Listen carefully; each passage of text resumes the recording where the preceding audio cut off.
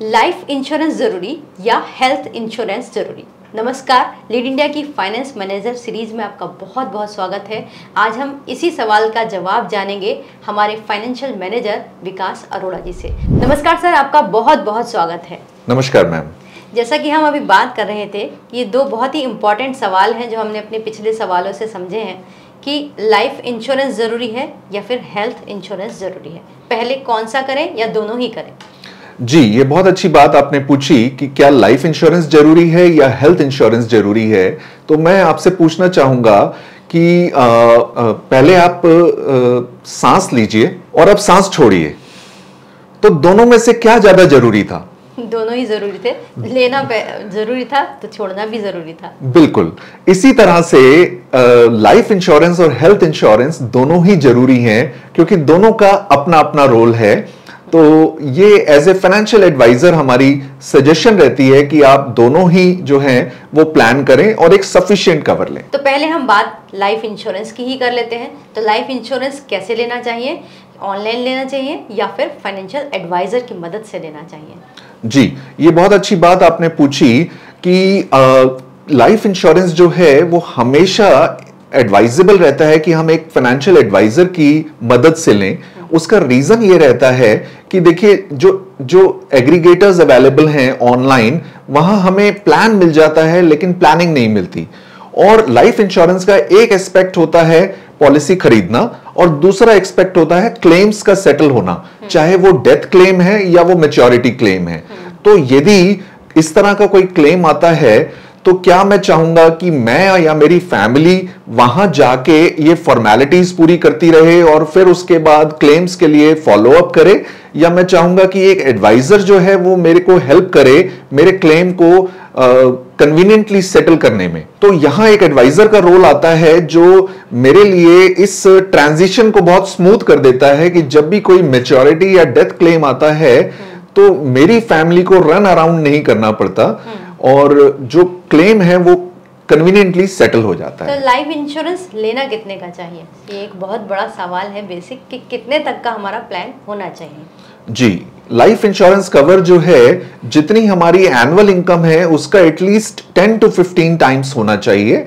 और यदि हमारा बजट अलाउ नहीं करता है तो भी कुछ ऐसे प्लान्स अवेलेबल हैं जैसा कि टर्म इंश्योरेंस, जिसकी हेल्प से बहुत ही कम प्रीमियम में एक अच्छा खासा कवर हम लेके अपनी फैमिली को प्रोटेक्ट कर सकते हैं। तो लाइफ इंश्योरेंस और टर्म इंश्योरेंस दोनों में कुछ अंतर है या एक ही चीज के दो नाम है ये? लाइफ इंश्योरेंस के ही अंडर में टाइप्स ऑफ इंश्योरेंस जब हम बात करते हैं तो उसमें एक इंश्योरेंस आती है टर्म इंश्योरेंस।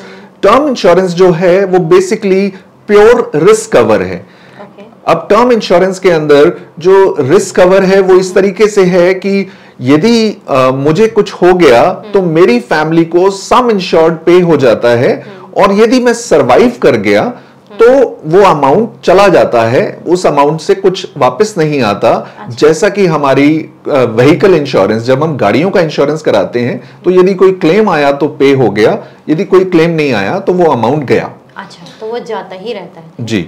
और दूसरा, हालांकि टर्म इंश्योरेंस के अंदर ही ऐसे प्लान्स भी अवेलेबल हैं जो रिटर्न ऑफ प्रीमियम के साथ हैं। उनका प्रीमियम थोड़ा सा ज्यादा होता है, लेकिन यदि मैं सरवाइव कर गया तो जितना प्रीमियम मैंने पे किया उतना मुझे वापस मिल जाता है। अच्छा, तो मतलब इसको आम भाषा में मैं इस तरह से समझूं कि मैंने एक बार कोई टर्म प्लान लिया और ये इस बात का रिस्क है कि अगर मैं ना रहूं तो मेरी फैमिली को ये पैसा मिल जाएगा, सर्टेन अमाउंट, और उसको मैं मंथली प्रीमियम पे करती रहती हूँ। तो अगर मुझे कुछ नहीं हुआ तो वो पैसा नहीं मिलेगा, अगर कुछ हो गया तो मेरी फैमिली को पूरा सपोर्ट मिलेगा। ये इस तरह से है। करेक्ट। और लाइफ इंश्योरेंस के बारे में कैसे है, ये क्या है?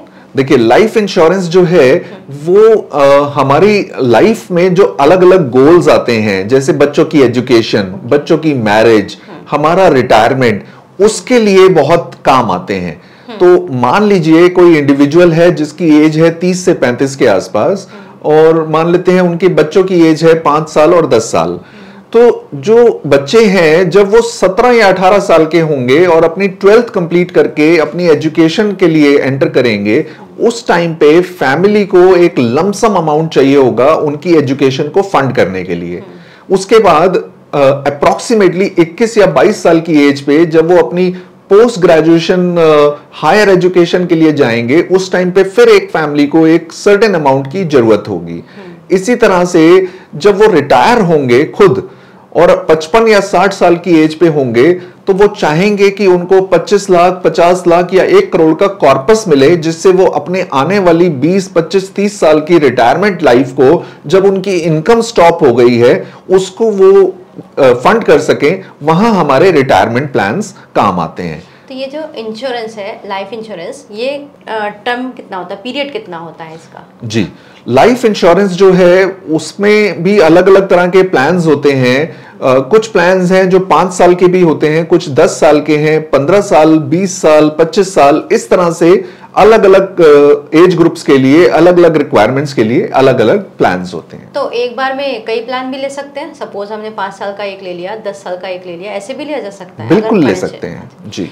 तो एक बार में जैसे हमने 5 साल का लिया, उसको मैच्योर करवा दिया, उसके बाद में दूसरा ले सकते हैं। इस तरह भी हम फाइनेंशियल प्लानिंग कर सकते हैं जी। ये तो भाई सांस लेने की बात, आपने एक एक्टिविटी कराई थी मुझसे कि क्या ज़रूरी है, तो मुझे लगा कि लाइफ इंश्योरेंस मतलब सांस ले लिया, अब सांस छोड़ना भी ज़रूरी है। तो हम बात करते हैं कि हेल्थ इंश्योरेंस वो कितना ज़रूरी है और हम कैसे इसको ले सकते हैं।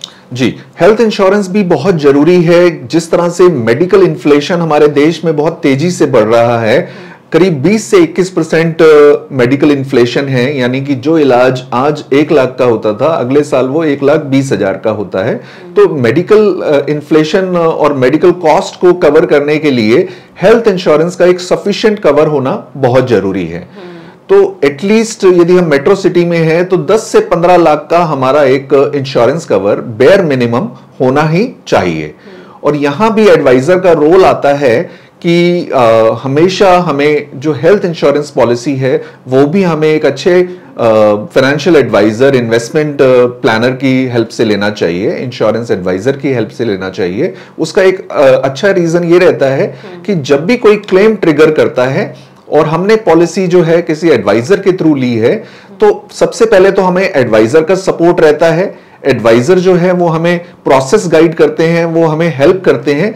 और एडवाइजर से पॉलिसी लेने के साथ साथ जिस ब्रांच से वो पॉलिसी ली गई है, उस ब्रांच के रिलेशनशिप मैनेजर और ब्रांच मैनेजर वो भी हमें क्लेम लेने में असिस्ट करते हैं। तो ऐसे में हमें ऑनलाइन पॉलिसीज को अवॉइड करना चाहिए और एडवाइजर की हेल्प से पॉलिसी लेने पे इस तरह से हमें एक पूरा ब्रांच का सपोर्ट मिलता है। बहुत अच्छी बात आपने बताई, ऐसा अक्सर हुआ है, कई बार क्लेम्स में ऐसा होता है।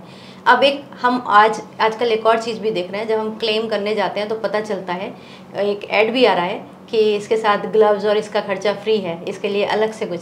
तो ये क्या होता है कि जैसे मान लीजिए कोई बीमार हुआ, एडमिट हुआ, तो वहाँ पे केवल इलाज का खर्चा तो उसमें इंश्योरेंस से निकला, लेकिन बाकी की जो अराउंड्स की चीज़ें थी वो उनको पे ही करनी पड़ जाती हैं। वो सब क्या है, वो कैसे होता है? जी, ये बहुत अच्छी बात आपने पूछी। हेल्थ इंश्योरेंस के अंदर पहले क्या होता था कि जो कंज्यूमेबल्स होते थे, जो ऐसे एक्सपेंसेस होते थे जो मेडिक्लेम पॉलिसी में कवर नहीं होते थे, जैसे कॉटन है, ग्लव्स है, सिरिंजेस हैं, पीपी किट है, ये पॉलिसी होल्डर को अपनी पॉकेट से पे करना पड़ता था, जिसकी कॉस्ट 4-5 हजार से लेके 8-9 हजार, 10 हजार तक होती थी। अब हमारे पास ऐसे राइडर्स अवेलेबल हैं जिनको हम अपनी पॉलिसी में ऐड कर सकते हैं, जिससे हमारे कंज्यूमेबल्स भी कवर हो जाते हैं। तो जितने भी हमारे कंज्यूमेबल आइटम्स हैं उसकी भी हमें कॉस्ट पे नहीं करनी पड़ती इस राइडर को ऐड करके। तो हम एडवाइस करते हैं कि जब भी आप हेल्थ इंश्योरेंस पॉलिसी लें तो ये राइडर आप जो है जरूर ऐड करें। हाँ, तो ये अच्छी बात है, आपने बहुत ही अच्छी बात बताई कि जब भी हेल्थ पॉलिसी लें तो राइडर्स भी साथ में ऐड करें। तो हमने जाना सांस लेना कैसे ज़रूरी है और क्या ज़रूरत है, और सांस छोड़ें किस तरह से, वो भी हमने जाना। तो बहुत ही आसान तरीके से हमने समझा हेल्थ इंश्योरेंस भी ज़रूरी है और लाइफ इंश्योरेंस भी ज़रूरी है। सर, इन सब जानकारी को देने के लिए आपका बहुत बहुत धन्यवाद। Thank you so much ma'am. इस वीडियो को लाइक करें, हमारे चैनल को सब्सक्राइब करें। हमारे वीडियो सबसे पहले देखने के लिए बेल आइकन प्रेस करना ना भूलें।